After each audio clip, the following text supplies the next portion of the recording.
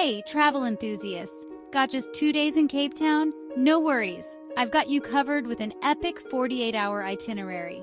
Day 1. Start your adventure with a trip up the iconic Table Mountain. The views from the top are absolutely breathtaking. Whether you hike up or take the cable car, you won't be disappointed.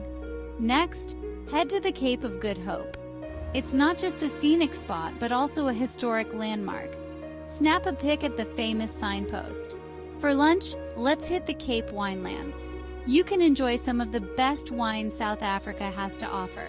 Trust me, the vineyards are stunning and the wine tastings are an absolute delight. Day 2. Kick off your morning at Boulders Beach, home to a colony of adorable African penguins. Get up close and personal with these cute little fellas. Then, take a boat ride to Robben Island. This UNESCO World Heritage Site is rich in history, and the guided tour is both educational and moving. Wrap up your trip with some aerial views of the city. Whether you opt for a helicopter ride or a scenic flight, seeing Cape Town from above is a memory you'll cherish forever. So, that's Cape Town in 2 days. Remember, every moment here is an adventure. Ready to pack your bags? See you in the next video and happy travels!